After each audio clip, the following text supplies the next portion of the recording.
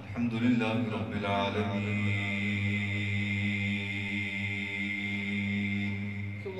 سبحان الله. الصلاة والسلام على أشرف الأنبياء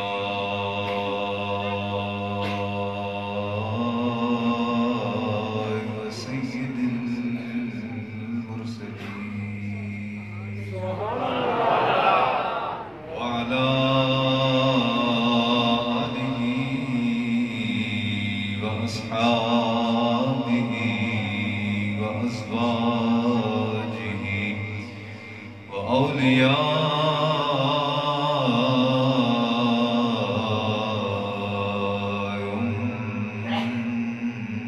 أمته وعلماء ملته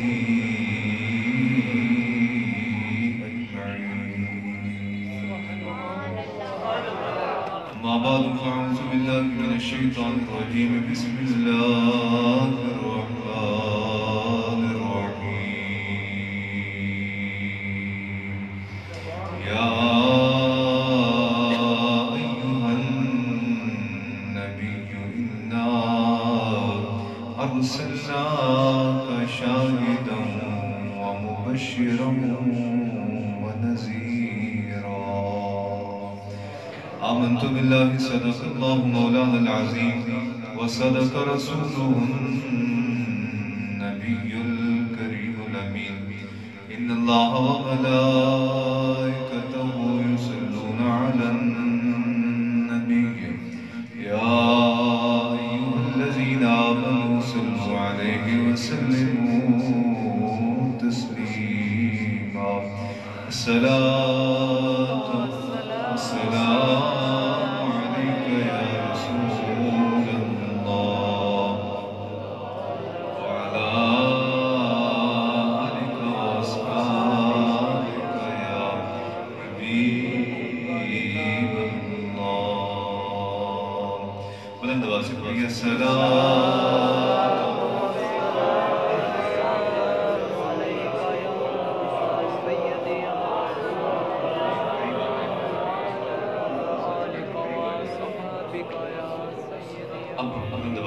السلام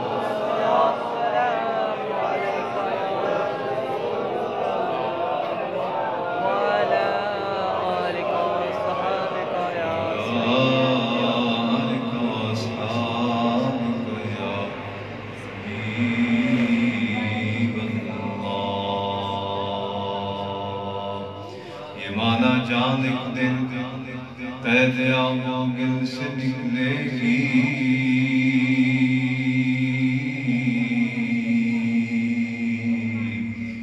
ولائے مصطفیٰ لیکن نہ میرے دل سے نکلے گی.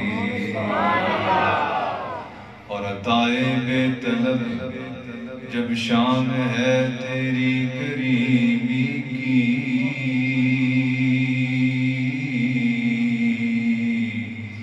طلب کی پھر صدا کیسے لبے سائل سے نکلے گی. اور دم آخر جو ہوں گے سامنے معراج کے دلہا.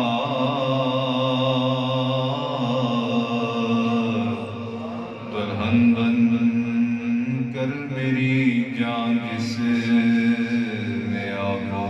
سے نکلے گی. اور الہی جسم میں جب تک یہ میرے جان رہے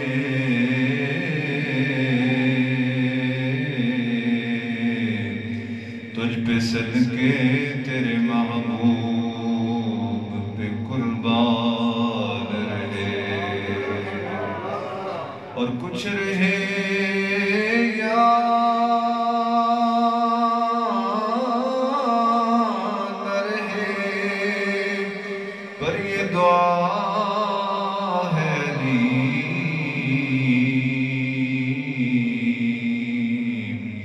نزا کے وقت کامل میرے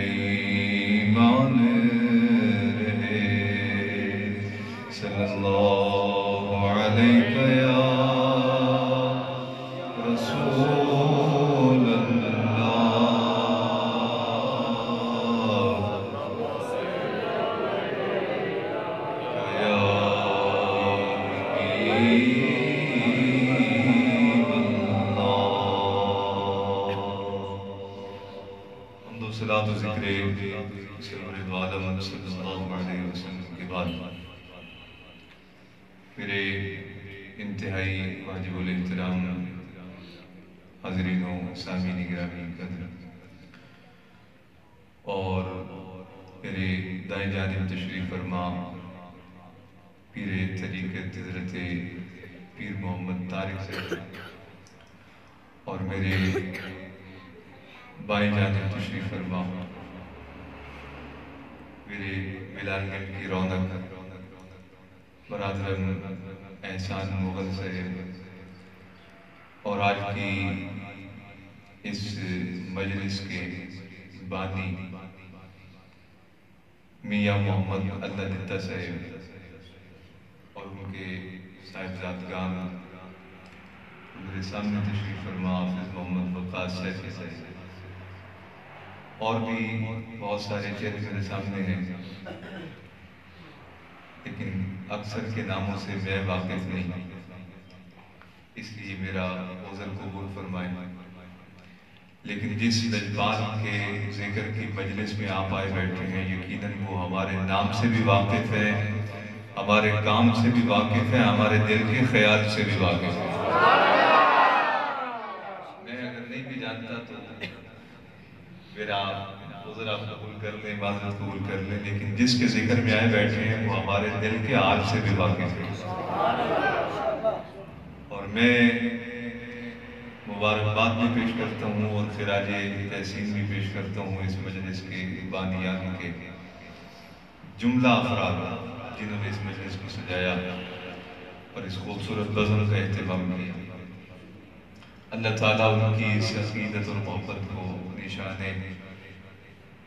بے کسبانہ میں قبول فرمائے اور اپنی شایان شان اس کی برکتیں اور اجر عظیم نصیب فرمائے۔ اس طرح کی مجالس اور محافل یقیناً اللہ رب العالمین کی بارگاہ میں مستجاب و قبول ہوتی ہیں، اور اس کی ایک بنیادی وجہ میں آپ کی خدمت میں عرض کرتا ہوں کہ بنیادی وجہ یہ ہے۔ دیکھیں اس مجلس میں ایک کرسی میرے لیے رکھی گئی ہے، اور جو کرسی میرے لیے رکھی گئی اس کا سبب یہ ہے کہ ظاہر ہے کہ میں قرآن و حدیث سے کچھ نہ کچھ مجھے بیان کرنے والا، اور یہ انسان کی فطرت ہے۔ آواز کے ساتھ ساتھ فوٹو بھی ذرا کلیئر ہوگا تو پھر دیکھنے کا بھی مزہ آتا ہے اور سننے کا بھی مزہ آتا ہے۔ دوسری کرسی اس لیے رکھی گئی ہے کہ یہ ہمارے بزرگ ہیں۔ نبی پاک صلی اللہ علیہ وسلم نے فرمایا سفید بالوں کا حیا میرا رب بھی فرماتا ہے۔ میں کبھی کبھار اس طرح کے علاقوں میں آتا ہوں، دیہاتوں میں، تو خوش ہوتا ہوں آ کے، اور میں یہ کہنے پہ مجبور ہو جاتا ہوں کہ اصل زندگی جو ہے وہ یہاں دیہاتوں کی ہے۔ دیہاتوں میں آج بھی ہم جب گزرتے ہیں، بلکہ بہت اچھا طرح کی بات ہے، میں آپ کو ایک لطیف بات سناؤں گا۔ شہر والوں کو اپنے شہروں میں بڑا ناز ہوتا ہے اور ان کا خیال ہوتا ہے کہ ہم شہر میں رہتے ہیں، بڑی گاڑی ہے، بڑا بنگلہ ہے اور بڑے بارے نیارے ہیں اور بڑی چمک دمک ہے، لیکن ہم نے شہر میں وہ منظر بھی دیکھا ہے کہ رات عشاء کے بعد فوتگی ہوئی اور صبح نماز فجر پڑھ کے ہم فوتگی والے گھر پہنچے، اور اس فوتگی والے گھر کے باہر کھڑے تھے کہ ساتھ والے گھر سے کوئی صاحب پرش کرتے ہوئے باہر نکلے اور آ کے ہمیں بڑے تعجب کے ساتھ دیکھا اور کہنے لگے آپ کون ہیں، یہاں کیوں کھڑے ہیں؟ ہمیں بھی تعجب ہوا، لیکن بہرحال چونکہ ہم وہاں بطور مہمان تھے تو ہم نے عرض کیا کہ آپ کے ساتھ والے گھر میں، آپ کے بالکل بغل میں فلاں صاحب رہتے ہیں، ان کے ابا جی فوت ہو گئے ہیں رات سے۔ تو ہمیں رات اطلاع مل گئی تھی، تو بہرحال ہم یہاں آئے کیونکہ ہمارے ان سے تعلق ہے محبت کا، تو چلو ہو سکتا ہے کہ غسل کا، مکفن کا اور دیگر بہت سارے فوتگی والے گھر میں معاملات ہوتے ہیں، کام کاج ہوتے ہیں، تو ہم اس میں شامل ہو جائیں آگے۔ ان کو بڑا تعجب ہوا کہ ہیں ہمارے گھر کے ساتھ والے گھر میں فوتگی ہو گئی، لیکن بہرحال ایک دفعہ انہوں نے سر سے لے کے پاؤں تک ہمیں یوں بڑے حیرانگی کے ساتھ اور بغور دیکھا، اور دیکھتے ہوئے اسی طرح برش کرتے ہوئے اندر واپس چلے گئے۔ ہم چونکہ وہاں جنازے کے لیے حاضر ہوئے تھے، پھر کھڑے ہو گئے۔ تھوڑی سی آواز ذرا اونچی کریں۔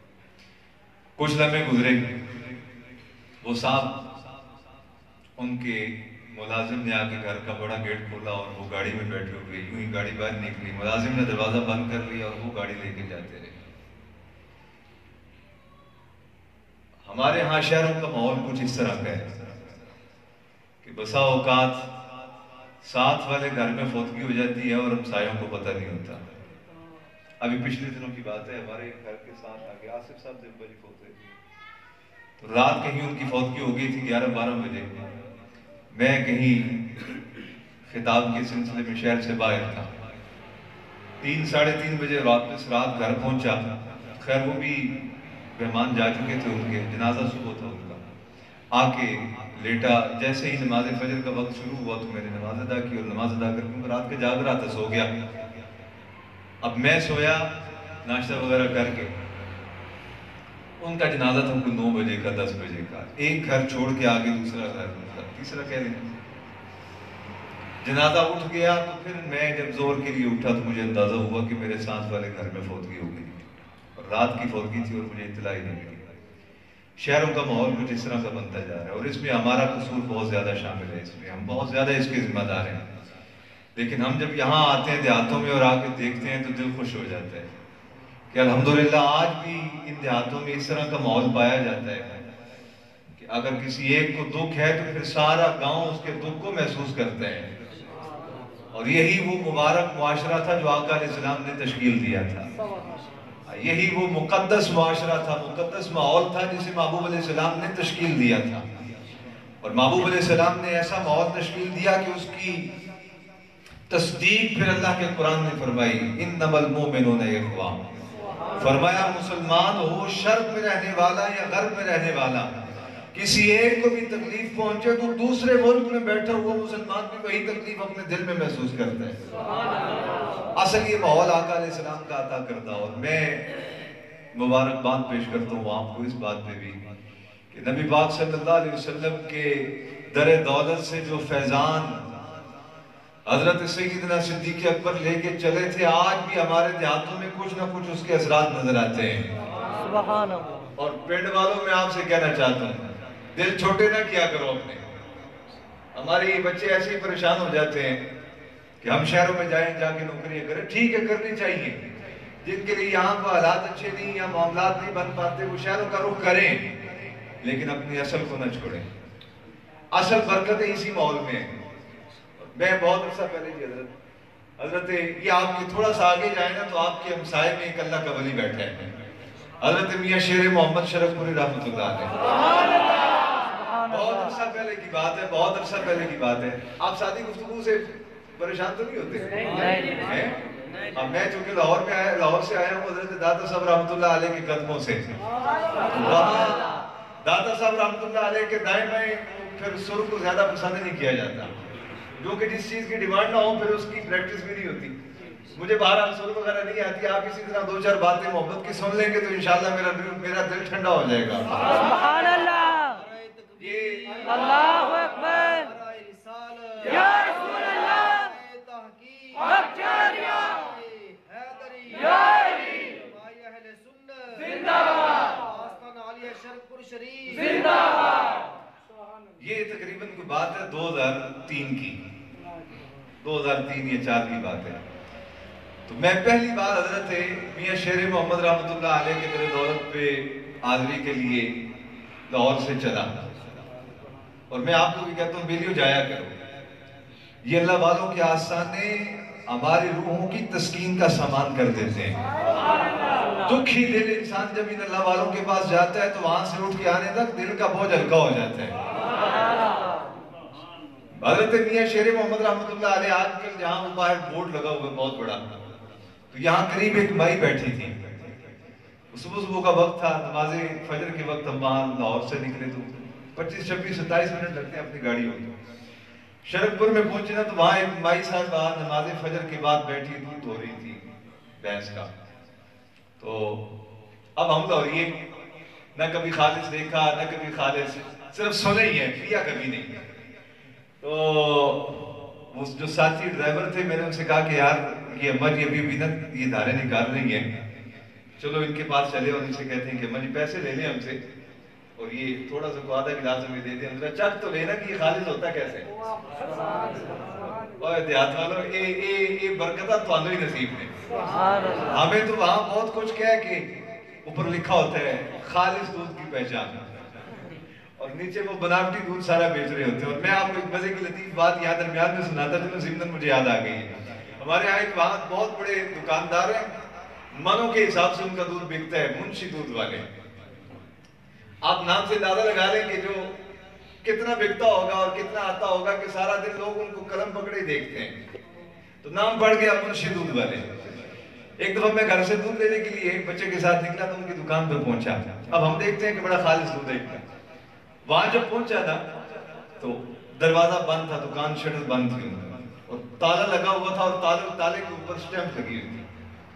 میں نے جا کے دیکھا تو وہ سٹیمپ جو تھی نا وہ ظاہر کر رہی تھی کہ دکان آج سیل ہو گئی ہے. میں نے کسی سے پوچھا کہ یہ دکان کا شٹر بند ہے, خیر تو ہے. وہ کہنے لگے کہ کسی زمانے میں عائشہ ممتاز یہ پنجاب فوڈ اتھارٹی میں ہوتی تھی, وہ چھاپے مارا کرتی تھی شہروں میں بہت زیادہ. انہوں نے چھاپا مارا اور دودھ دیکھا تو دودھ جو تھا وہ معیار کے مطابق نہیں تھا. انہوں نے دکان سیل کر دی. اب ہم چونکہ مجبور ہیں, اسی شٹر کے نیچے سے تھوڑا سا انہوں نے پائپ توڑ کے نا وہ جگہ توڑ کے پائپ نکالا ہوا تھا اور جس دکان کو وہ سیل کر کے گئے تھے کہ دودھ ناکے سعید کا, اسی دکان کے باہر لوریوں کی لائنیں لگی ہوئی تھی دودھ لینے والوں. یہ ہم وہاں پیسے دے کے بھی 2 نمبر پیتے ہیں اور آپ خوش نصیب ہیں. اور ترڈے والے ہو, خوش نصیب ہو کہ تمہیں خالص مل جاتا ہے. اس پہ اللہ کا شکر ادا کیا کرو, دل چھوٹا نہ کیا کرو. اور ہم دیکھتے ہیں کہ جو بچہ جوان ہوتا ہے وہ کہتا ہے مجھے فرانس بھیج دیا جائے, مجھے دبئی بھیج دیں, مجھے وہاں بھیج دیں, مجھے وہاں بھیج دیں. بابا ماں دھرتی ہوتی ہے. یہ میٹھی بولی جو آپ نے ماں کی گود سے سنی تھی یہ آپ کو دبئی میں بھی نہیں ملے گی, یہ آپ کو فرانس میں نہیں ملے گی. یہ ماں کی محبت یہیں سے ملے گی. اور میں خوش ہوتا ہوں کبھی کبھار آگے کہ یا اللہ ان علاقوں کو سلامت رکھ اور ان لوگوں کو بھی سلامت رکھ کے جو سچے ہیں. تو میں نے اس صاحب سے کہا, میں نے کہہ رہا ذرا گاڑی روکے اور ان سے مائی صاحبہ سے کہتے ہیں کہ آپ کچھ پیسے لے لیں اور ہم سے کو آدھا گلاس دودھ دے دیں تاکہ ہم چکھ تو لینا کہ ہوتا کیسے. اللہ اکبر. یہ محبتیں جو آج شہروں میں میسر نہیں. ہم وہاں جا کے مائی صاحبہ کے پاس, مائی صاحبہ سے کہا کہ اماں جی اسی لوروں آئے ہیں تو یہ خالص دودھ کبھی دیکھا نہیں, آپ تھوڑا سا ہمیں پلا دیں اور اس کے بدلے میں پیسے لے لیں ہم سے. تو مائی صاحبہ اٹھ کے کھڑی ہو گئی, دودھ چھوڑا اٹھ کے کھڑی ہو گئی اور ہمارا ماتھا چوما. ان کا اور تسی داتا دی نگری چو آئے ہو. سبحان اللہ. اتنا پیار دیا, سر پہ دست شفقت رکھا اور بڑا موڑا لا کے اس پہ بٹھایا اور کہا پتر اسی لوڑے کو پیسے نہیں لینے سانتے ان کی اکھا ٹھنیاں ہو جانے داتا دے لوگوں. سبحان اللہ. اس طرح کے خالص لوگ اور اس طرح کی محبت کرنے والے لوگ وہاں مشینوں کی دنیا میں میسر نہیں آتے. آپ خوش نصیب ہیں, اللہ تعالیٰ اس علاقے کو بھی سلامت رکھے آمین. اور اس مجلس میں جتنے آئے بیٹھے ہیں اللہ ان سب کو بھی سلامت رکھے آمین. آپ نے یہ ایک کہاوت سنی ہوگی, دور دے ٹول سوانے. یہ جو آپ یہاں بیٹھ کے دیکھتے ہیں لاہور میں اتنی بڑی بڑی بلڈنگیں بن گئی, کراچی میں, اسلام آباد میں, یہ صرف دور کے ڈول ہوتے ہیں. آپ یہاں صحت مند ہیں, چلتے پھرتے ہیں, صبح اٹھتے ہیں تو آپ کو دھوپ مل جاتی ہے, میسر آ جاتی ہے, بارش آئے تو آپ کو بارش کا پانی مل جاتا ہے, رات کی ٹھنڈک وہ بھی آپ کو نصیب ہوتی ہے. شہروں میں آپ جائیں تو وہاں نہ دھوپ میسر جی, نہ وہاں جو ہے وہ بارش کا پانی. چھتیں کوئی نہیں لوگوں کے پاس, چھتیں کسی اور کے پاس ہیں, درمیان کے فلیٹ کسی اور کے پاس ہے, نیچے دکانیں کسی اور کے پاس ہیں. اس لیے اپنے دل مضبوط رکھیں. کیا خیال ہے؟ انشاءاللہ مول ایسے ہی پڑتا ہے کہ جب انسان قربانی دینے کے لیے تیار ہو جائے. اگر آپ قربانی دینے کے لیے تیار نہیں ہوتے تو پھر مول نہیں پڑتا. مول پڑوانے کے لیے قربانی دینی پڑتی ہے اور یہ قربانی ہے جو آپ یہاں دے رہے ہیں. جی اعظم چشتی رحمۃ اللہ علیہ نے بڑی سونی بات کی تھی, فرمایا جے تو وکیا عشق بازار بھی نہیں, جے تو چڑھیا اتے دار بھی نہیں. کہا اگر تو نے قربانی دینا سیکھی نہیں پھر تیرا منہ تو کوئی نہیں پڑنا. حضرت یوسف علیہ السلام بازار مصر میں بکے تھے تو بکنے کے بعد مول پڑا ان کا, اور پھر وہ بھائی جو ان کو کنویں میں پھینک آئے تھے جب ان کے سامنے مصر کے محل میں حاضر ہوئے تو پھر اکڑ کے نہیں کھڑے تھے, ہاتھ باندھ کے کھڑے تھے ان کے سامنے. اور قرآن نے تو اس سے آگے کی بات کی، وہاں تک نہیں جاتا، اتنا ہی کہتا ہوں کہ وہ اکڑی گردنوں والے جب ان کے سامنے آئے تو ہاتھ باندھے 10 بستہ غلاموں کی طرح کھڑے تھے. کہا جے تو وکیا عشق بازار بھی نہیں، جے تو چڑھیا اتے دار بھی نہیں. آئے ہائے ہائے، جے تو وکیا عشق بازار بھی نہیں، جے تو چڑھیا اتے دار بھی نہیں، ایڈا سستا سودا پیار بھی نہیں، ایڈا سوکھا لبدا یار بھی نہیں.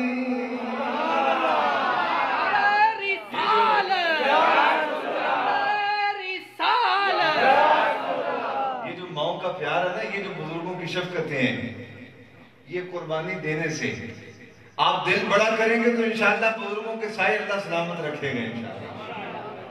اور اگر باہر دوڑ گئے تو پھر ماں کا سایہ بھی نہیں، باپ کی شفقت بھی کوئی نہیں. یہ ساری محبتیں ملیں گی تب جب آپ ان کی خدمت کریں گے. اور میں ایک حدیث مبارکہ عرض کر دیتا ہوں. نبی پاک صلی اللہ علیہ وسلم نے ارشاد فرمایا، جس نے بوڑھے آدمی کی خدمت کی گویا ایسے ہے کہ اس نے مجھ محمد رسول اللہ کی خدمت کی. نہیں دب کے آگنا سبحان اللہ. میں آپ کو یورپ کے ویزے کے فضائل سناتا تو پھر بڑی چاہ سے آتی، کیونکہ بوڑھے بابا میں بہرحال حضور نے فرمایا جس نے بوڑھے آدمی کی خدمت کی اس نے مجھ محمد کی خدمت کی. سبحان اللہ. اور نبی پاک صلی اللہ علیہ وسلم کی خدمت کا صلہ جنت ملتی ہے.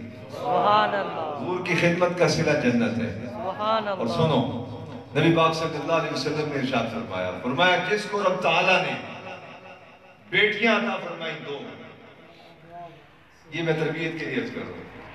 حضور نے فرمایا جس کو رب تعالیٰ نے بیٹیاں عطا فرمائیں. آج ہمارے ہاں دیہاتوں میں یہ بڑا مسئلہ ہے، جس کے گھر بیٹیاں ہو جائے لوگ بڑے تانے دیتے ہیں ان سے. حضور نے فرمایا جس کو رب نے بیٹیاں عطا فرمائیں اور اس نے ان 2 بیٹیوں کی اچھی تربیت کی اور ان کو تعلیم دی اچھی اور ان کا ایمان پختہ کیا، عقیدہ پختہ کیا، پالا پوسا جوان کیا، خوش رہا ان سے، اور پھر ان کو کسی اچھے خاندان میں بیاہ دیا. اچھے خاندان سے مراد بڑا زیادہ مال ہونا نہیں ہے، اچھے خاندان سے مراد نیک سیرت ہوتے ہیں. فرمایا ان کو کسی اچھے خاندان میں بیاہ دیا. فرمایا وہ 2 بیٹیوں کا باپ قیامت کے دن ایسے ہوگا میرے ساتھ جیسے یہ 2 انگلیں جڑی ہوئی ہیں. سبحان اللہ. فرمایا مجھ محمد میں اور اس کے درمیان فاصلہ نہیں ہوگا. جس درجے میں اللہ تعالیٰ مجھے رکھے گا جنت میں، اسی درجے میں میرے اس غلام کو بھی رکھے گا. سبحان اللہ. اللہ سبحان اللہ. سبحان اللہ. اللہ تعالیٰ ہمیں اس ماحول کو ہمیشہ آباد رکھنے کی توفیق عطا فرمائے. قرآن مجید فرقان حمید کی ایک آیت مقدسہ میں نے آپ کے سامنے تلاوت کی ہے، اور میں آپ کو اس حوالے سے بھی مبارکباد دینا چاہتا ہوں. بیلیوں، آپ سادے لوگ ہیں، وہاں شہر میں رہنے والے ہزار فتنوں میں مبتلا ہو گئے. صبح اٹھے تو ٹی وی لگ گیا، دیکھتے ہی فتنے شروع ہو گئے. رات ہوئی تو کوئی اور قسم کا فتنہ شروع ہو گیا. بازار میں نکلے تو وہاں فتنے. اور سنو، نبی پاک صلی اللہ علیہ وسلم نے ارشاد فرمایا تھا قرب قیامت میری امت کے لوگوں پر فتنے اس طرح برسیں گے جس طرح بارش میں تیز قطرے برستے ہیں. اللہ فرمایا جس طرح بارش میں تیز قطرے برستے ہیں. اور آج تو بڑی جدت آ گئی، مشینیں ایجاد ہو گئی کہ جن سے لوگ بتا دیتے ہیں کہ اتنے فٹ بارش ہوئی ہے، اتنے ملی میٹر بارش ہوئی ہے. میرے محبوب نے فرمایا اتنے فتنے برسیں گے جس طرح بارش میں تیز قطرے برستے ہیں. آج تک کوئی مشین ایسی ایجاد نہیں ہوئی جو برسنے والے بارش کے قطروں کا اندازہ لگا سکے. ملی میٹر گن لیا، فٹ گن لیا کہ اتنے فٹ ہوگی، لیکن کتنے قطرے برسی آج تک کوئی مشین ایجاد نہیں ہوئی جو اندازہ لگا سکے. حضور نے فرمایا اس طرح فتنے برسیں گے سیدنا علی مرتضیٰ شریف خدا رضی اللہ تعالیٰ عنہ، لجپال پھر اس سے بچنے کا راستہ کیا ہوگا، سبیل کیا ہوگی؟ فرمایا جو قرآن کا دامن تھام لے گا اللہ اس کی جان بھی محفوظ رکھے گا، اس کا ایمان بھی محفوظ رکھے گا۔ سبحان اللہ۔ اور میں ہمیشہ کہا کرتا ہوں، سنیو، ہم اہل سنت و جماعت کو خوش نصیب ہیں جن کے ایک ہاتھ میں رب کا قرآن ہے تو دوسرے ہاتھ میں مصطفیٰ کا فرمان ہے۔ سبحان اللہ۔ ہم کبھی کبھار کمزور ہو جاتے ہیں، اور کمزور بھی ہم ہیں، جس عقیدے سے ہمارا تعلق ہے وہ عقیدہ کمزور نہیں، اس لیے کہ اہل سنت کے شجر میں کہیں ہمیں حضرت داتا گنج بخش اجمیری نظر آتے ہیں، اہل سنت کے اس گھر میں کہیں ہمیں حضرت خواجہ معین الدین اجمیری نظر آتے ہیں، سبحان اللہ۔ اور کہیں حضرت سیدنا غوث العظم نظر آتے ہیں، اور اس اہل سنت کے عقیدے اور شجر اور گھر میں اہل سنت کے نظریے کی حفاظت کرنے والے کہیں حضرت بابا بلے شاہ نظر آتے ہیں، کہیں حضرت پیر میر علی شاہ نظر آتے ہیں، اور کہیں امام احمد رضا فاضل بریلوی نظر آتے ہیں، اور اہل سنت کے عقیدے اور نظریے کی حفاظت کے لیے کہیں حضرت امام اعظم، کہیں حضرت امام مالک، کہیں حضرت امام شافعی، کہیں حضرت امام احمد بن حنبل، اور پھر اسی طرح چلتے چلتے مولا کائنات علی مرتضیٰ، اور اہل سنت کے اس شجر میں اور اس گھر میں کہیں حضرت سیدنا عثمان غنی ذوالنورین، سبحان اللہ۔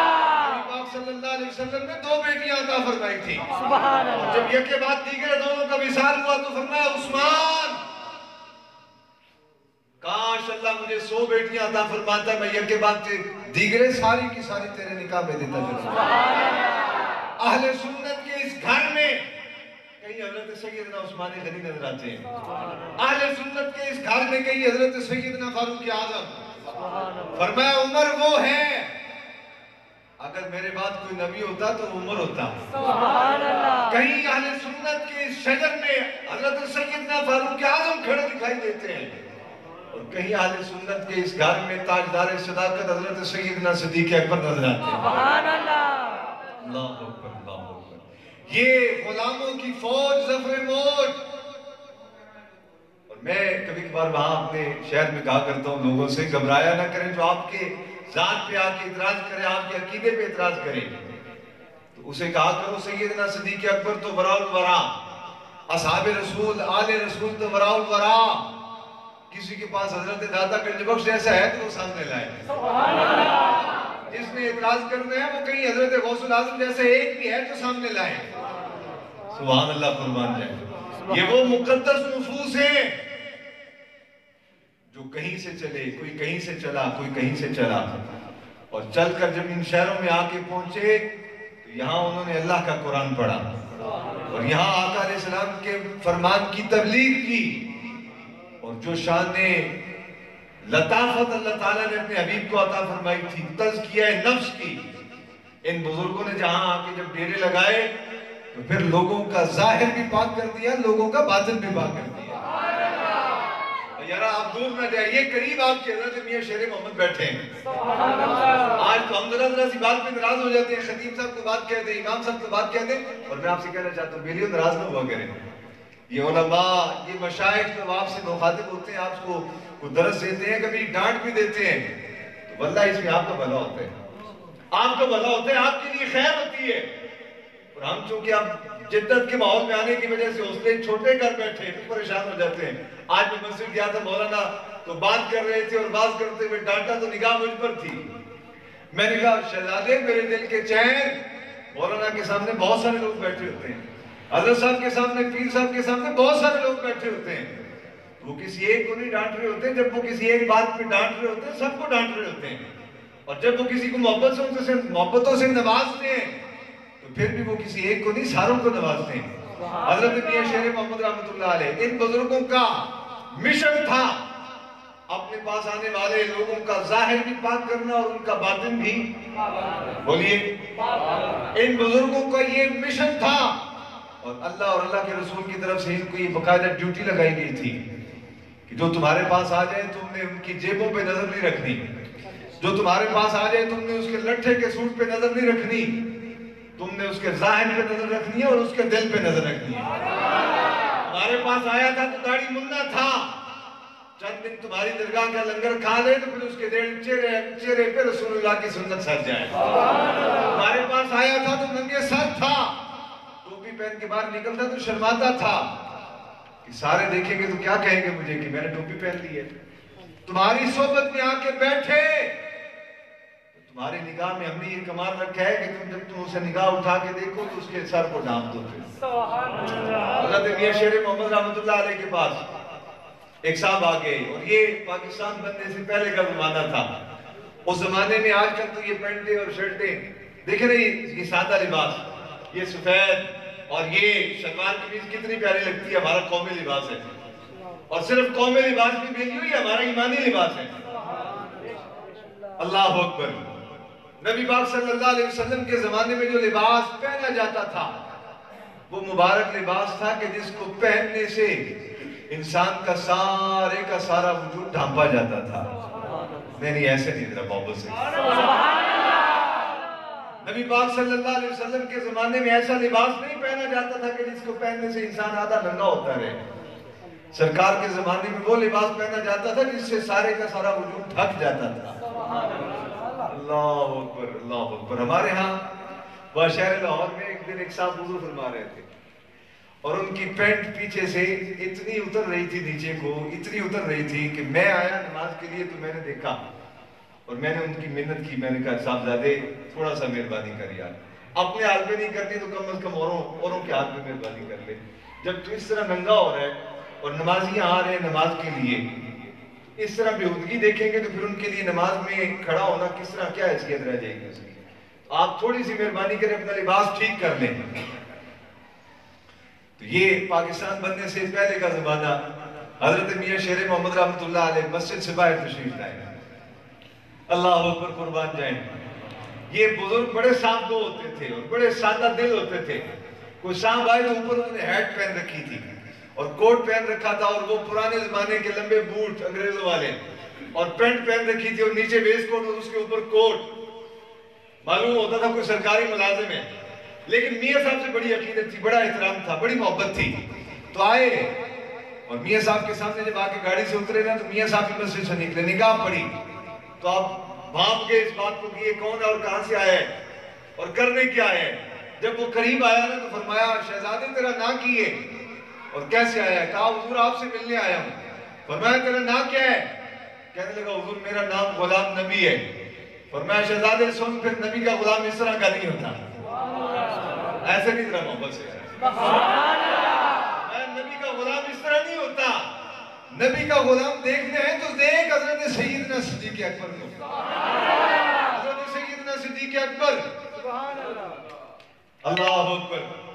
किसी ने पूछा हुजूर आपकी ख्वाहिश क्या है। फरमाया मेरी एक ही ख्वाहिश है, जिंदा रहूं तो मजलिस मुस्तफा की और देखने को आंख हो तो चेहरा मुस्तफा का। आज मेरी हो, बेटी मेरी हो, धी मेरी हो, मेरे मुस्तफा के निकाह में हो। हाँ बेटे, इस तरह के गुलाम नबी नहीं होते।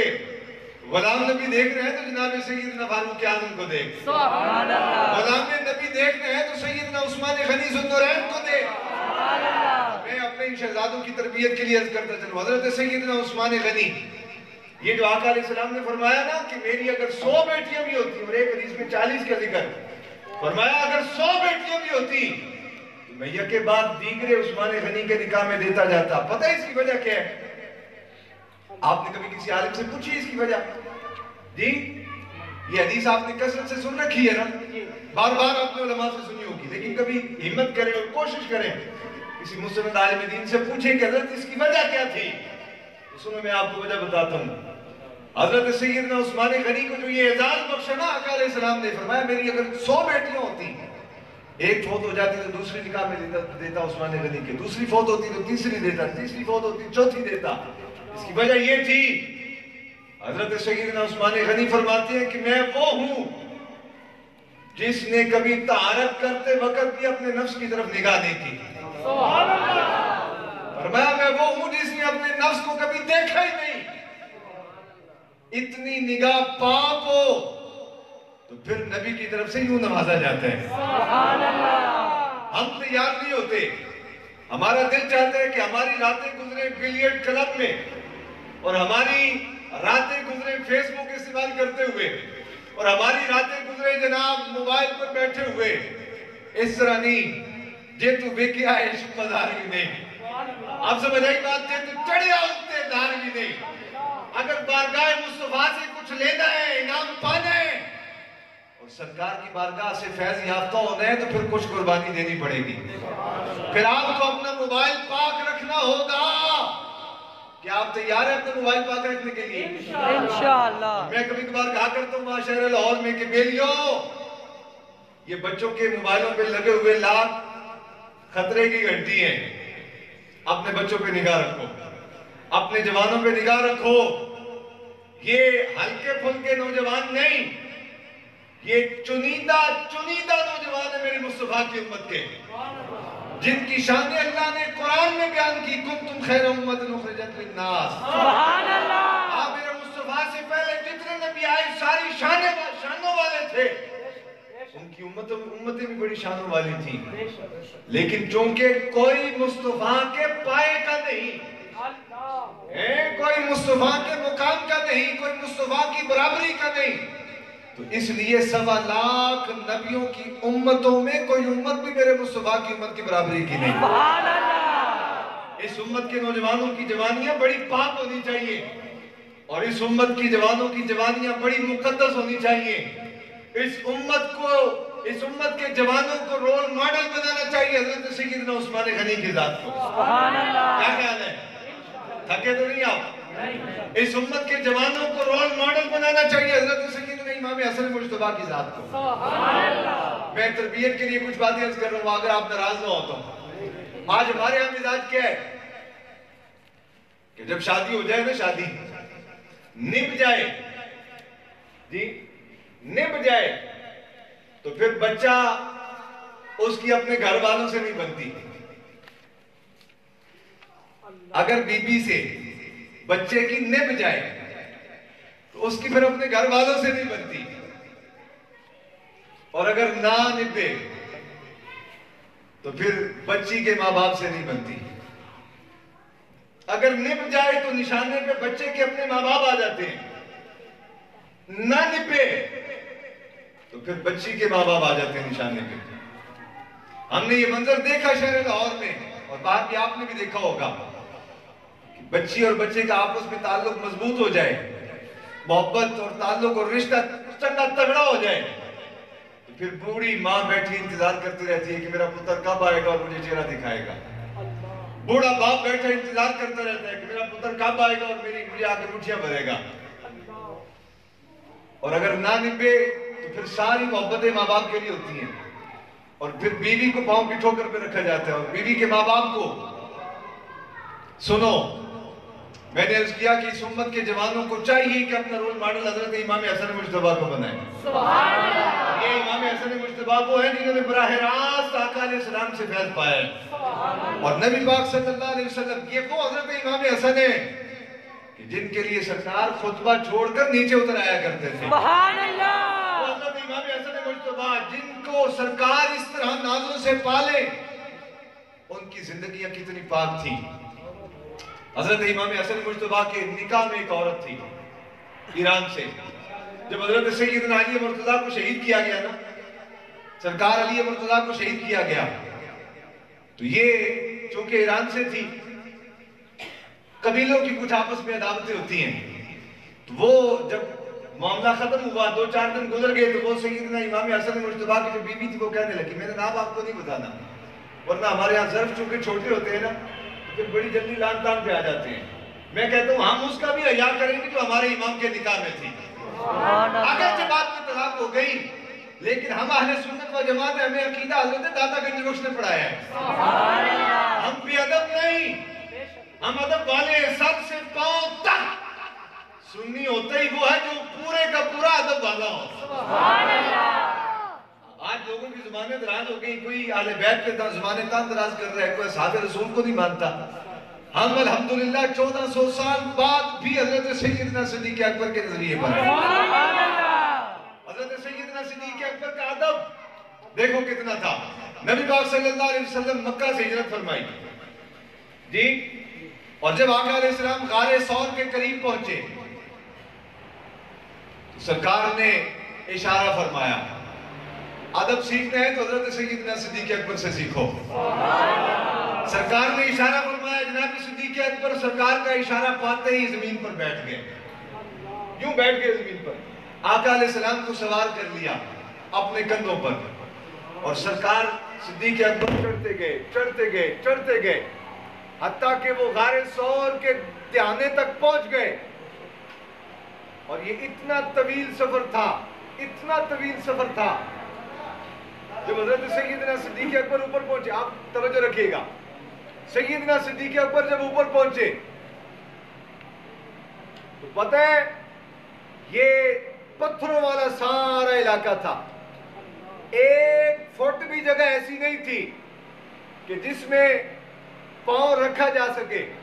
کہیں نکرے, کہیں کانٹے, کہیں کچھ. لیکن پیچھے چونکہ دشمن تھے اور سرکار صدیق اکبر تنہا تھے مصطفیٰ کی حفاظت کرنے والے. دل میں ڈر بھی تھا حضور کی ذات کے حوالے سے کہیں دشمن پہنچ نہ جائے, اور مصطفیٰ کے ادب کا لحاظ بھی تھا. آقا علیہ السلام کو سوار کیا کندھوں پہ تو پھر سانس نہیں لیا.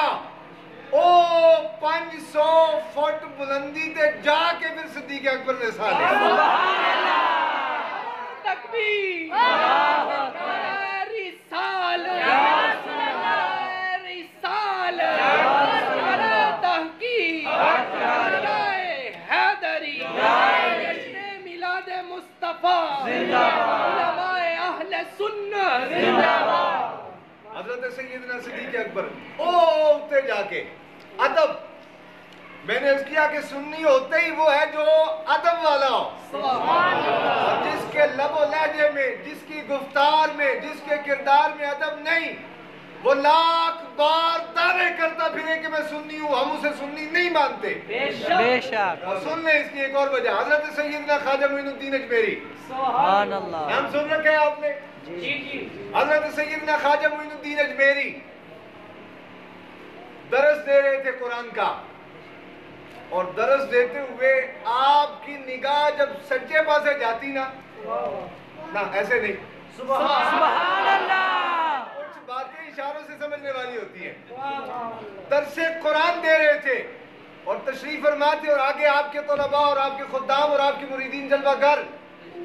نگاہ درس دیتے دیتے جب سجے پاسے جاتی, سجے پاسے, سبحان اللہ, خواجہ معین الدین اٹھ کر کھڑے ہو جاتے. سبحان اللہ, پھر توجہ ہٹتی تو بیٹھ جاتے. سبحان اللہ, جب نگاہ درس دیتے دیتے سیدھی طرف جاتی تو پھر اٹھ کر کھڑے ہو جاتے. سبحان اللہ, بار بار ہوتا رہا, بار بار.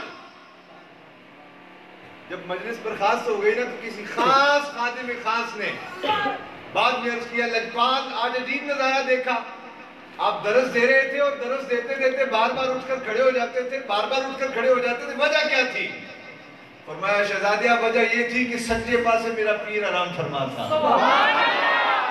سجے پاسے میرے مرشد حضرت خواجہ عثمان ہروندی کی قبر مبارک تھی, اور اس معین الدین کی نگاہ جب اپنے پیر کی قبر پر پڑتی تو اس بات پہ حیا آ جاتی. پیر لیٹا ہو اور مرید پاس بیٹھ کے مفسر بن جائے. کہا میں اپنے مرشد کے احترام میں اٹھ کر کھڑا ہو جاتا تھا.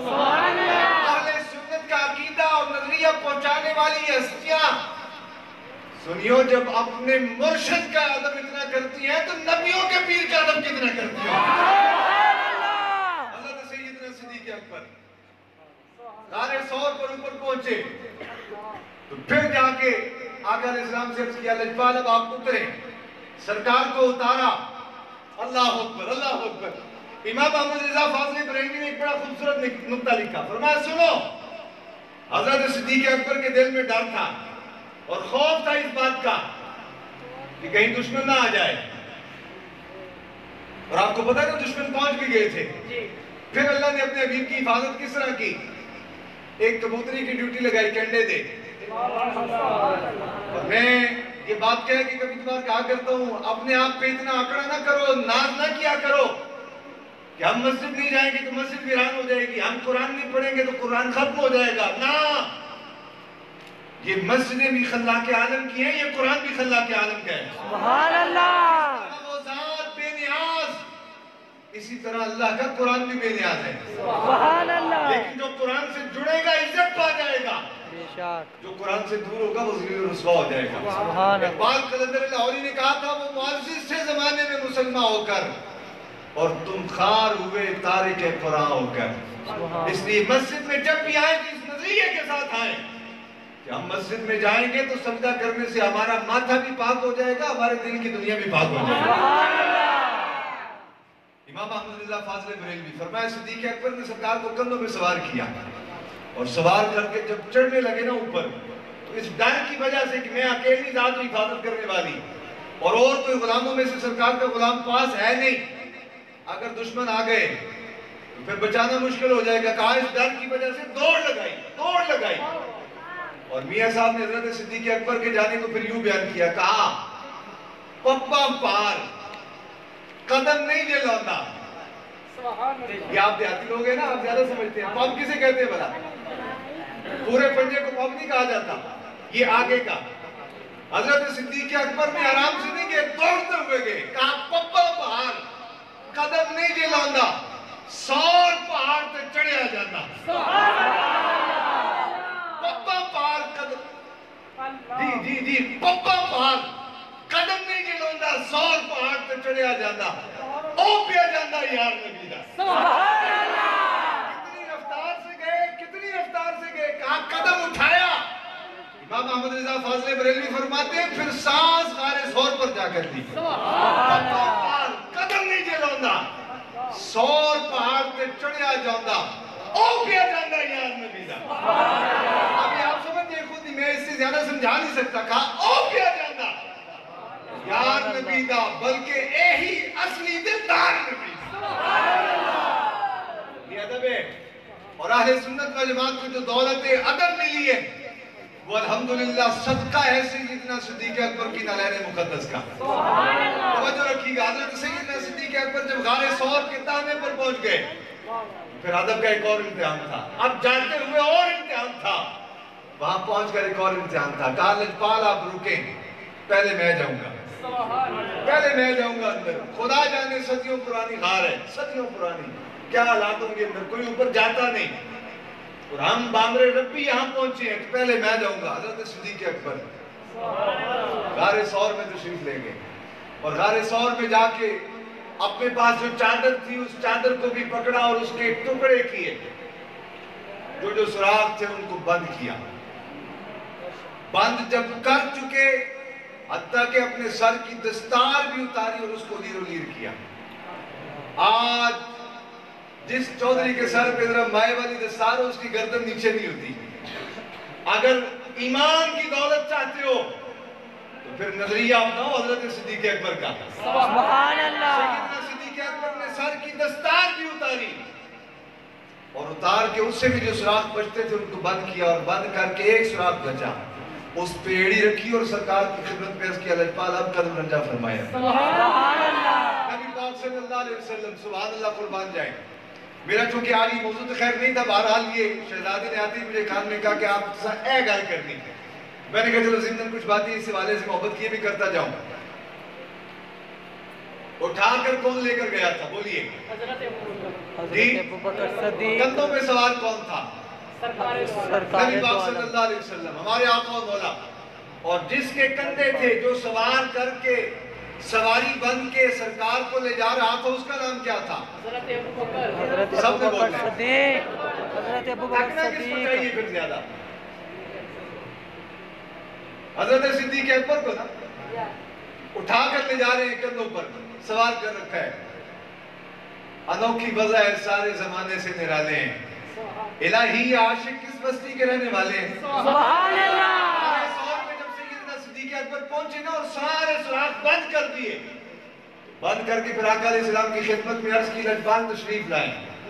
سرکار جب تشریف لائے تو آتے ہی سیدنا صدیق اکبر نے اپنی گود بنائی اور کہا لجپال اپنا سر اقدس میری گود میں رکھے، آپ تھک گئے ہیں، کچھ دیر آرام فرما لیں۔ سبحان اللہ، اہل سنت کے اس گھرانے کو اور اہل سنت کے بچوں کو، جوانوں کو، بزرگوں کو عقیدہ حضرت سیدنا صدیق اکبر نے عطا فرمایا. اللہ اکبر، اللہ اکبر، سبحان اللہ.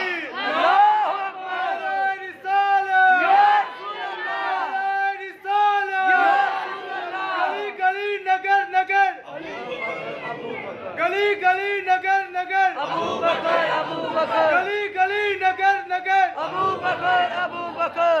اللہ اکبر، سبحان اللہ فرمان جائے. میرے شیخ کامل ایک بڑا لطیف نکتہ یہاں بیان کیا کرتے تھے. کہا غور کرو، آقا علیہ السلام جب مکہ معظمہ سے چلے تھے ہجرت فرما کے، یاد رکھو مکہ معظمہ میں کوئی حکم مسلمانوں کے لیے نازل نہیں ہوا تھا. مکہ معظمہ میں صرف اتنا امتحان ہی تھا جو آقا علیہ السلام کے ساتھ نسبت جوڑے پھر وہ پکا رہے. نماز کا، روزے کا، حج کا، زکوٰۃ کا کوئی حکم مکہ معظمہ میں نہیں تھا. جب آقا علیہ السلام مدینہ منورہ میں جا کے قیام پذیر ہو گئے اور صحابہ کرام وہاں جا کے آباد ہو گئے، وہاں مسلمانوں کی ریاست مدینہ جب قائم ہو گئی تو پھر کبھی نماز کا حکم آ گیا، کبھی زکوٰۃ کا حکم آ گیا، کبھی حج کا حکم آ گیا، کبھی روزے کا حکم آ گیا. میرے شیخ فرمایا کرتے تھے سرکار جب مکہ معظمہ سے چلے تھے کوئی حکم نہیں تھا، نہ نماز فرض، نہ روزہ فرض، نہ زکوٰۃ فرض، نہ حج فرض، نہ کوئی اور عمل صالح فرض، کچھ فرض نہیں تھا. ایک ہی فرض تھا، میرے محبوب سے محبت کرنا. سبحان اللہ. اور کوئی فرض نہیں تھا، صرف ایک فرض تھا، میرے محبوب کی محبت. اور کہا دیکھو نبی پاک صلی اللہ علیہ وسلم نے 3 دن اور 3 راتیں غار ثور میں قیام فرمایا. سبحان اللہ. کتنے دن تین اور دن کتنی راتیں؟ تین. فرمایا سرکار نے 3 دن 3 راتیں غار ثور میں قیام فرمایا. اور ایک ذات مصطفیٰ کی تھی، ایک ذات یار غار مصطفیٰ کی تھی. سبحان اللہ. تیسری ذات کوئی نہیں تھی وہاں. اسے قرآن نے بھی بیان کیا تھا ثانی اثنین اذ ہما فی الغار. کہا 2 میں سے دوسرا، یہ نہیں کہا کہ 3 میں سے تیسرا یا 2 میں سے تیسرا، کہا نا ثانی اثنین 2 میں سے دوسرا. اذ ہما فی الغار، جب وہ غار میں تھے. تو قرآن کی نص اس بات پر گواہ ہے کہ غار میں صرف 2 ہی تھے. سنو پورے دعوے کے ساتھ کہنے لگوں الحمدللہ 1400 سال میں امت کے درمیان کبھی اس بات پر اختلاف نہیں رہا کہ غار میں کتنے تھے. 1400 سال سے امت اس بات پہ اجماع کیے چلے آ رہی ہے کہ غار میں 2 ہی تھے، ایک مصطفیٰ، ایک یار غار مصطفیٰ. کہا جب حضرت سیدنا صدیق اکبر نے بلایا نا آقا علیہ السلام کو اور کہا لجپال آرام فرمائے، نبی پاک صلی اللہ علیہ وسلم صدیق اکبر کی گود میں آرام فرما ہو گئے. میرے شیخ فرمایا کرتے تھے یہ اپنے مریدوں کی تربیت کے لیے فرمایا کبھی اس بات پہ غور کرنا. اللہ اکبر. کہا اس وقت سیدنا صدیق اکبر کرتے کیا رہے؟ 3 راتیں 3 دن، نہ نماز فرض، نہ روزہ فرض، نہ حج فرض، نہ زکوٰۃ فرض، نہ کوئی اور تسبیح، نہ کوئی اور کلام فرض، کچھ بھی فرض نہیں تھا. کہا کرتے کیا رہے؟ کہا 3 راتیں 3 دن. صدیق اکبر کی زندگی میں وہ مبارک آئیں جس میں مصطفیٰ کا چہرہ بددہاں تھا اور صدیق اکبر کی پاک نگاہ تھی. وہ جمی رہی صدیق اکبر کی نگاہ مصطفیٰ کے چہرے پر، پھر ہٹائی نہیں. سبحان اللہ. وہ میرے شیخ اس بات پہ اور ٹچ دیا کرتے تھے، فرمایا کرتے تھے دیکھو باقی باللہ نے 1 رات رکھا تھا اپنے حجرہ اقدس میں نان بھائی کو.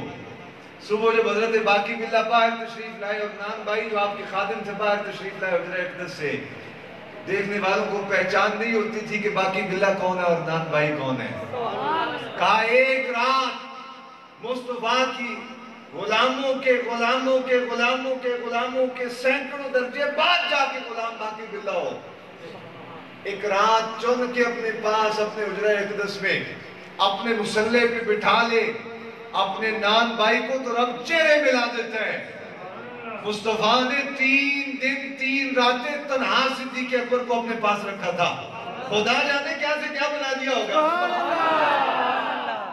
ہمیں جو قرآن ملا یہ صدقہ حضرت سیدنا صدیق اکبر کا. ہمیں جو حدیث ملی یہ صدقہ حضرت سیدنا صدیق اکبر کا. اور اسی پاک کلام قرآن مجید میں سے ایک آیت مقدسہ میں نے تلاوت کی ہے. آپ بازوق بیٹھے ہو تو پڑھ دوں. فرمایا یا ایھا النبی انا ارسلناک شاہدا ومبشرا ونذیرا. فرمایا محبوب قیامت تک لوگ آئیں گے اور کوئی کہیں جائے گا, کوئی کہیں جائے گا, کوئی کچھ نظریہ بیان کرے گا, کوئی کچھ نظریہ بیان کرے گا. تیرے صحابہ کی وساطت سے قرآن محفوظ کر کے قیامت تک کے لیے ہم نے امت تک پہنچا دیا. اِنَّا نَحْنُ نَزَّلْنَا الذِّكْرَ وَإِنَّا لَهُ لَحَافِظُونَ. اس قرآن کو نازل بھی ہم نے کیا اور اس کی ڈیوٹی حفاظت کی بھی ہم نے اپنے ذمہ لے رکھی ہے. کیا رب نے خود حفاظت کرنی ہے؟ نہ. کہیں رب حفاظت کرواتا ہے صدیق اکبر کی صورت میں, کہیں مولا کائنات کی صورت میں, کہیں امام اعظم کی صورت میں, کہیں سید الشہداء حضرت امام حسین کی صورت میں, اور کہیں حضرت باقی باللہ کی صورت میں, کہیں امام احمد رضا فاضل بریلوی کی صورت میں, کہیں حضرت شیر ربانی میاں شیر محمد کی صورت میں. رب تعالیٰ قرآن کی حفاظت کروا رہا ہے اور قیامت تک کرواتا رہے گا. کہا جس زمانے میں لوگوں کی بولیاں بدل جائیں گی, کسی زمانے میں ابتدا ہوئی تھی علماء کی توہین کرنے سے, پھر لوگ مشائخ تک پہنچے, پھر ائمہ دین تک پہنچ گئے, لوگوں کی اور حوصلے بڑھے, لوگ اصحاب رسول تک پہنچے, آل رسول تک پہنچے, زبانیں تنگ دراز ہو گئیں, پھر لوگ سرکار کی ذات تک پہنچ گئے اور لوگ فیتے لے کر بیٹھ گئے. فیتے لے کر, توجہ ہے نا میری بات پہ؟ لوگوں نے فیتے پکڑ لیے. حضور اتنا جانتے, اتنا نہیں جانتے, حضور کی شانیں اتنی ہیں, اتنی نہیں ہیں, آقا علیہ السلام کا مرتبہ اتنا ہے, لوگ فیتے لے کر بیٹھ گئے. اللہ نے فرمایا محبوب کے غلاموں پریشان نہ ہونا, جب بھی محبوب کی شان دیکھنی ہو تو کسی فیتے والے کے پاس نہ جانا, اللہ کے قرآن کے دامن میں آ جانا. یا ایھا النبی انا ارسلناک شاہدا ومبشرا ونذیرا. محبوب ہم نے آپ کو جب بھیجا ہے تو ایسے نہیں بھیجا, بلکہ آپ کو شاہد اور گواہ بنا کر بھیجا ہے. سبحان اللہ. ہم نے آپ کو گواہ بنا کر بھیجا ہے. کیا بنا کر بھیجے؟ سارے بولے اے حبیب ہم نے آپ کو گواہ بنا کر بھیجا. تو ریڈے والے وہ قانون یاد رکھو, جب بھی کسی کو گواہ بنایا جاتا ہے ساتھ بتایا جاتا ہے کہ یہ کس بات کا گواہ ہے. اینڈ کدی نہیں ہویا کہ مقدمہ چل رہا ہوئے قتل دا اور گواہ جڑا وہ آ جائے جس نے چوری ہونے ویکھی ہوئے.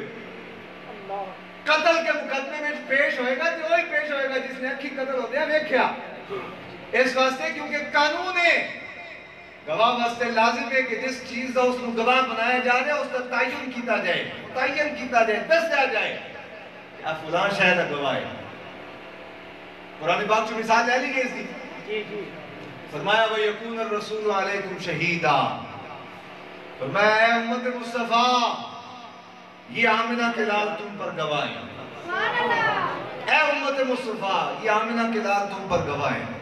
یہ تمہارے, میں نے ایسے نہیں کہا تھا کہ جن کے ذکر میں ہم آئے بیٹھے وہ ہمارے ناموں سے بھی واقف, ہمارے کاموں سے بھی واقف ہے. قرآن کی دلیل پر کہا تھا. اللہ فرماتا ہے وَيَكُونَ الرَّسُولُ عَلَيْكُمْ شَهِيدًا.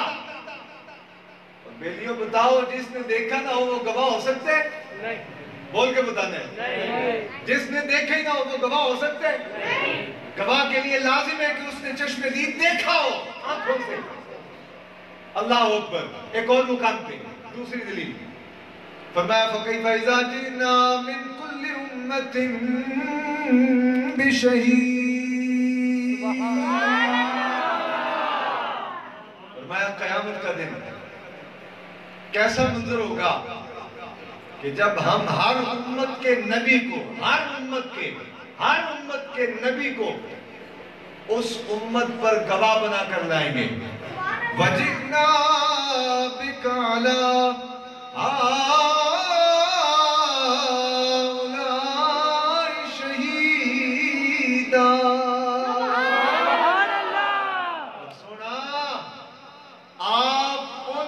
نبیوں کی امتوں پر بھی گواہ ہوں گے اور ان نبیوں پر بھی گواہ بن کے قیامت کے دن.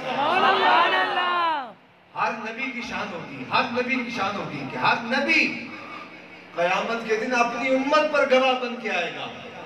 تیرے اور میرے آقا و مولا کی شان یہ ہوگی کہ میرا آقا ہر نبی کی امت پر بھی گواہ ہوگا، ہر نبی پر بھی گواہ ہوگا۔ سبحان اللہ۔ تعین ہو گیا دونوں مقاموں پہ، جہاں فرمایا وَيَكُونَ الرَّسُولُ عَلَيْكُمْ شَهِيدًا، وہاں تعین ہو گیا کہ سرکار تیرے میرے پر گواہ ہے، حضور تجھ پر اور مجھ پر گواہ۔ اور جہاں دوسرے مقام پر فرمایا فَكَيْفَ إِذَا جِئْنَا مِن كُلِّ أُمَّةٍ بِشَهِيدٍ وَجِئْنَا بِكَ عَلَىٰ هَٰؤُلَاءِ شَهِيدًا، وہاں بھی تعین ہو گیا کہ حبیب نبیوں پر بھی گواہ ہے اور ان کی امتوں پر بھی گواہ۔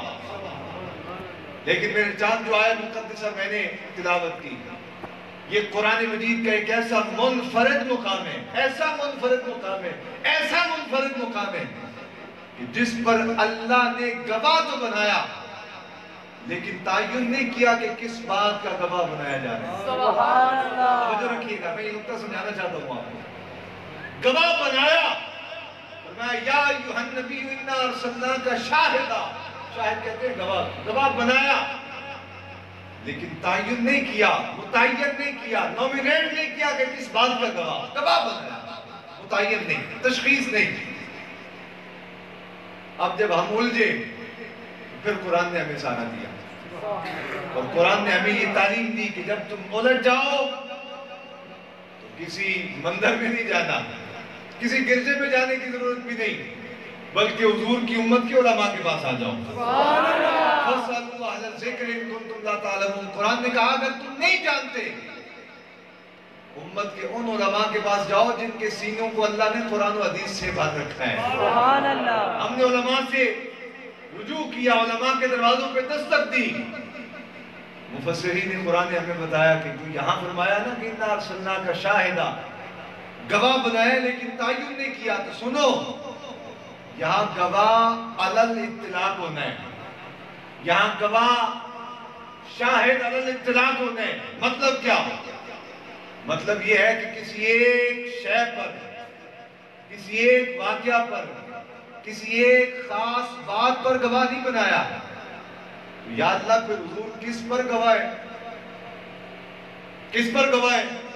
فرمایا سنو میرا مصطفیٰ ہر حقیقت پر گواہ ہے، میرا حبیب ہر حقیقت پر گواہ، حتیٰ کہ میری ہستی پر بھی گواہ میرا مصطفیٰ ہے، حتیٰ کہ میرے ہونے پر بھی گواہ میرا مصطفیٰ ہے، میری توحید پر بھی گواہ میرا مصطفیٰ، میری وحدانیت پر بھی گواہ میرا مصطفیٰ، میری ربوبیت پر بھی گواہ میرا مصطفیٰ، اور سنو میری قدرت پر بھی گواہ میرا مصطفیٰ، اور میرے حسن و جمال پر بھی گواہ میرا مصطفیٰ، سبحان اللہ۔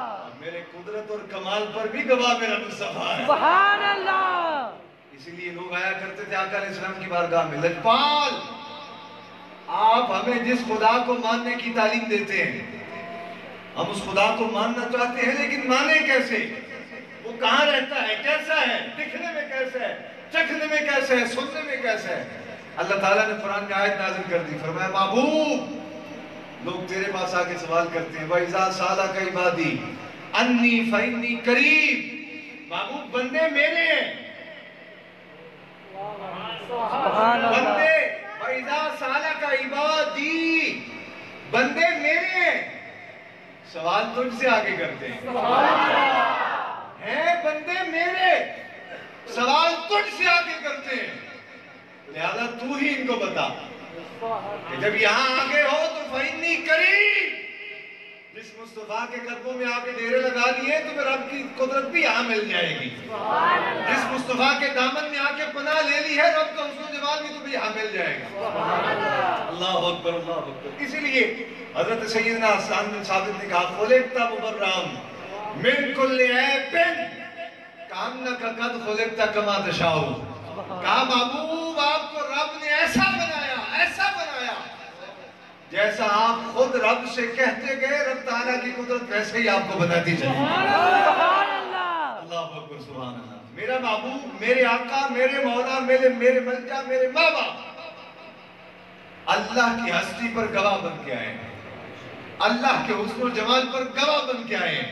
حضرت موسیٰ علیہ السلام بھی گئے تھے کوہ طور پر، عرض کیا لجپالا کرم فرما، اپنا جلوہ دکھا، رب تعالیٰ نے فرمایا موسیٰ لن ترانی، تیری آنکھوں میں دیکھنے کی تاب نہیں، یہ نہیں کہ میں دکھاؤں گا نہیں، تجھ میں دیکھنے کی تاب نہیں۔ میرا دل اس بات کی طرف کبھی اشارہ کرتا ہے کہ یہ جو 1.25 لاکھ نبیوں کو دیدار یار سے معلوم رکھا گیا اور معراج کی رات محبوب علیہ السلام کو بلایا گیا، سوتے میں اٹھا کر عرش پہ لے جایا گیا، پھر جلوہ کرایا گیا، 1.25 لاکھ کو معلوم رکھنے کا سبب یہ تھا میرے محبوب کی تنہائی والی، میرے محبوب کی تنہا خاصیت قائم رہے۔ میں دیکھو نا اگر کسی مجلس میں سارے ایماندار بیٹھے ہوں تو پھر چدراہٹ قائم رہے گی کسی کی؟ جی چدراہٹ تو تب بھی ہوگی نا کہ جب ایک اونچا کلے والا ہو اور بقیہ میرے جیسے ماڑے ہوں۔ تو کہا محبوب تجھے چودھری بنایا ہے نبی اللہ، سبحان اللہ، اے تریڈے والے اس تو کھول کے اور گل کی کرا، کہا محبوبہ 1.25 لاکھ انتظامہ کرتے رہے لیکن انہوں نے جلوہ یار کی تاب نہ بھری، کیوں؟ اس واسطے کہ سونیا تیری چودراہٹ قائم رہے۔ سبحان اللہ، اس نے کیا سی طور اور معراج کے قصے سے ہوتا ہے عیاں۔ حضرت موسیٰ علیہ السلام گئے تھے نا کوہ طور پر، عرض کی لجپالہ ایک عرض کرنا چاہتا ہوں، کہا موسیٰ ایسے نہیں، پہلے پورا مہینہ دن کو روزے رکھ اور رات کو قیام کر۔ نہ توجہ، حضرت موسیٰ علیہ السلام کے کوہ طور پر عرض کرنے کے لیے، اور عرضی کیا تھی؟ دیدار کا مطالبہ کرنا تھا۔ کہا لجپال ایک عرض کرنا چاہتا ہوں، کہا موسیٰ ایسے نہیں، پہلے 30 دن گن کے دن کو روزے رکھ، رات کو مصلی بچھا اور قیام کر۔ حضرت موسیٰ علیہ السلام 30 دن کوہ طور پر انتظار کرتے رہے، پورا مہینہ گزر گیا، دن کے روزے، رات کا قیام، پاؤں سوکھ جاتے۔ جب پورا مہینہ گزرا تو حضرت موسیٰ علیہ السلام نے پھر عرض کی لجپالا مہینہ گزر گیا، اب کرم فرما۔ کہا موسیٰ بھی نہیں، 10 دن اور گزار، 10 دن اور گزار، 10 دن اور گزار۔ 10 دن جب گزر گئے، 40 دن گزرنے کے بعد عرض کی لجپالا اب تو 40 دن گزر گئے اور پیچھے میری قوم نے شرک شروع کر دیا، میری قوم بگڑ گئی، وہ بچڑے کو خدا بنا بیٹھی ہے۔ لجپالا جو عرض کرنے آیا تھا کرم فرما۔ کہا موسیٰ بول۔ کہا لجپال زیارت کرنا چاہتا ہوں۔ کہا محبوب موسیٰ لن ترانی، ہے تو کلیم، مجھے شان یہ عطا فرمائیے جب تیرا دل چاہے کوہ طور پر آ مجھ سے ڈائریکٹ کلام فرما، شان تیری یہ، لیکن چودراہٹ کسی اور کے لیے رکھیے، چودراہٹ کسی اور کے لیے۔ 40 دن موسیٰ علیہ السلام نے دن کے روزے راتوں کے قیام کے بعد عرض کی لجپال دیدار کروا۔ کہا نہیں، اس پہاڑ طور کی طرف دیکھ، ایک تجلی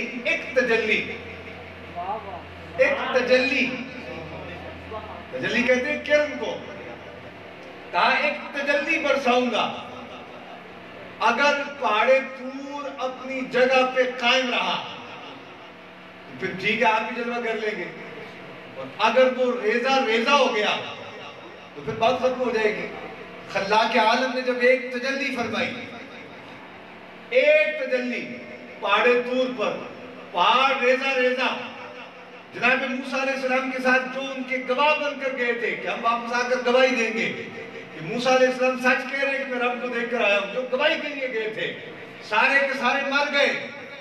اور موسیٰ علیہ السلام سے متعلق اللہ نے فرمایا خر موسیٰ صاعقا، حضرت موسیٰ علیہ السلام اللہ کے انوار و تجلیات کی ایک تجلی آنکھوں پر نہیں پہاڑ طور پر پڑتی ہوئی دیکھی تو گر کر بے ہوش ہو گئے۔ ایک تجلی، میرے شیخ فرماتے تھے دیکھ معبود کی چودراہٹ۔ موسیٰ علیہ السلام نے ایک تجلی دیکھی، لوگ سارے مر گئے، خود بے ہوش ہو گئے، زمین پہ تشریف لے آئے۔ میرے محبوب کی چودراہٹ دیکھ، میرے محبوب نے تجلی نہیں تجلے والے کو خود دیکھا ہے۔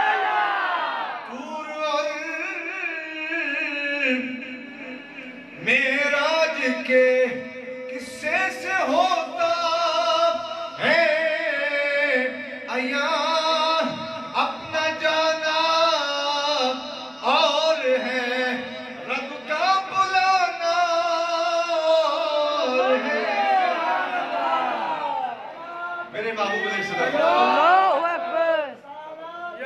رسول اللہ یا علی نعرہ تکبیر اللہ اکبر رسالت یا رسول اللہ رسالت یا رسول اللہ حیدری یا علی عید میلاد النبی زندہ باد عالیہ شرک شریف زندہ باد عالیہ ریاض شریف زندہ باد ساڈے بابے دا نال واسطہ علی حضور سید فیض عالم سبحان اللہ حضرت میاں شیر محمد رحمۃ اللہ علیہ وہ ساڈا بابا جڑا لاہوروں شرک پور تو چل کے پیدل داتا صاحب دی قدمی حاضر لوان واسطے جاتا سبحان اللہ اپنے پیر دا نام لے جاندے ساڈے پیر دا نام ہی کوئی نہیں لیندے میں عرض کر رہا تھا میرے آقا مولا سنیا خوش نصیب ہے تو او مسلمانہ خوش نصیب ہے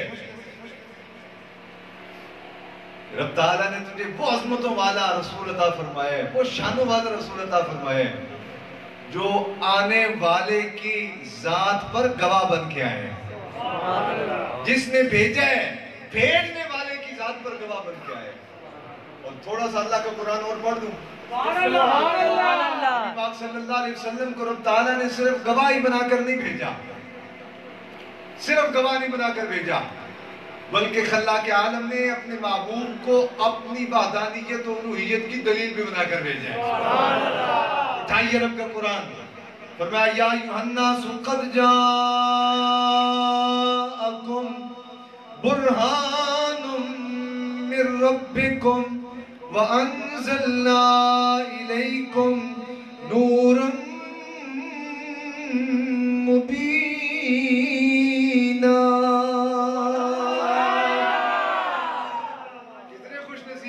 کتنے خوش نصیب ہے تو اور میں کہ رب تعالیٰ براہ راست ہم سے خطاب فرماتا ہے سنیا سن نبی پاک صلی اللہ علیہ وسلم سے پہلے 1.25 لاکھ انبیاء گزرے ہیں کتنے سارے بولے 1.25 لاکھ 1.25 لاکھ اور 1.25 لاکھ امتیں گزری ہر امت سے جب بھی رب تعالیٰ نے خطاب فرمایا سن کیا کیا کہ خطاب فرمایا یا ایھا المساکین اے مسکینوں یا ایھا الیتاما اے یتیموں 1.25 لاکھ نبیوں کی امتوں سے جب بھی خطاب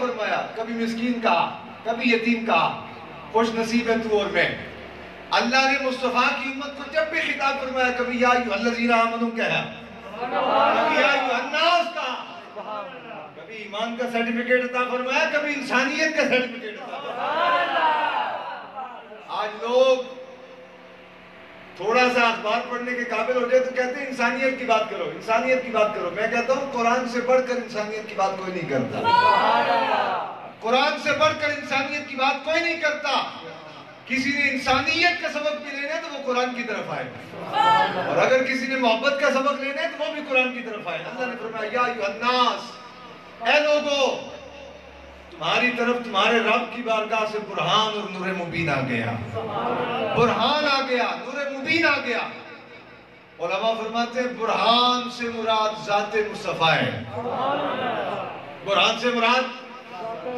اور نور مبین سے مراد کتاب اللہ قرآن مجید کلام خدا ہے اب برہان کے بہت سے معنی 58 سے زیادہ معنی بیان کیے 58 سے زیادہ کتنے معنی 58 دو معروف معنی بیان کر کے بات سمیٹ دیتا ہوں برہان کا پہلا معنی جو محدثین نے بیان کیا فرمایا سنو برہان کا معنی ہے دلیل کیا معنی ہے دلیل سارے بولیں دلیل کہا برہان کا پہلا معنی ہے دلیل کہا میرے محبوب کی ذات کو دیکھ حضور سر انور کے بالوں سے لے کر قدمین شریفین کے ناخنوں تک اللہ رب العالمین کی وحدانیت و الوہیت کی کامل دلیل ہے حضور کامل دلیل اور اس لیے رب تعالیٰ نے فرمایا انی انا اللہ میں ہوں مولا تو جو ہے تو تیرے ہونے پر کوئی دلیل بھی ہے فرمایا ہاں میں ہوں اور میرے ہونے پر دلیل آمنہ کا لال ہے یہ سن لیں دعویٰ اور ہوتا ہے دلیل اور ہوتی ہے ہمارا دعویٰ ہے بلکہ ہم میں سے ہر شخص کا یہ دعویٰ ہے کہ ہم مسلمان ہیں کیا خیال ہے بے شک ہم میں سے ہر شخص کا یہ دعویٰ ہے کہ ہم مسلمان ہیں مومن ہیں اور اس دعوے پر جب دلیل دینے کی باری آتی ہے تو مؤذن اذان دیتا ہے اللہ اکبر. ہم دکان پہ ہوں تو دکان چھوڑ دیتے ہیں, ہم حمام میں بیٹھے ہوں تو حمام چھوڑ دیتے ہیں, گھر میں ہوں تو منجی بستر چھوڑ کے اٹھ کے مسجد میں آتے ہیں, اور وضو کر کے جب امام صاحب کہتے ہیں اللہ اکبر, ہم بھی تکبیر تحریمہ کہہ کے امام صاحب کی ابتدا میں کھڑے ہو کر اپنے دعوی ایمان پر دلیل دیتے ہیں.